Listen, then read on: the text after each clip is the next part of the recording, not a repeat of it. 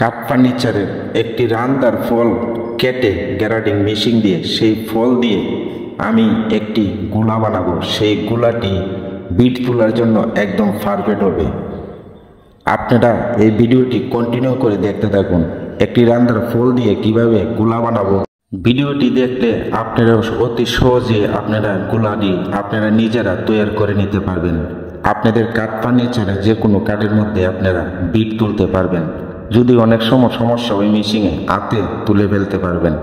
আপনারা ফুল ভিডিওটি কন্টিনিউ করে যারা না পারেন তাদের জন্য আজকে ভিডিওটি শিখুন।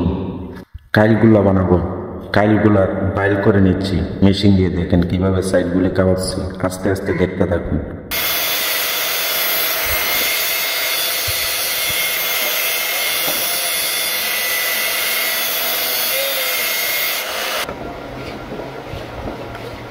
কাঠের গুলার মধ্যে লাগিয়ে দেখছি ঠিক আছে কিনা, দেখছি ঠিক আছে।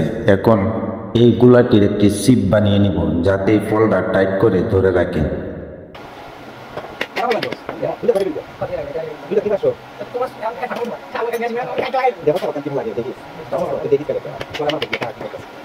পারফেক্ট ভাবে বসাবার চেষ্টা করছি, সাথেই থাকবেন। নিজের হাতে একটি গুলা তৈরি করে নিতে পারবেন, মেশিনের কাজ চালাতে পারবেন নিজের হাতে।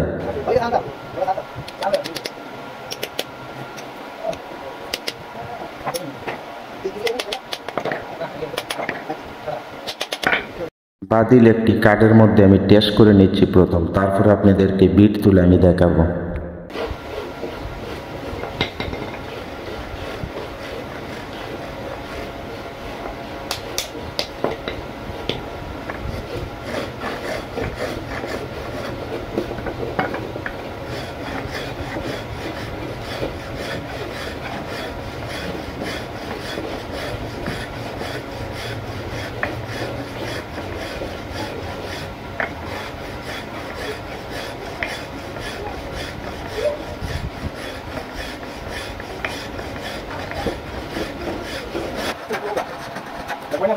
দেখেন কত সুন্দর বিট উঠে গেছে।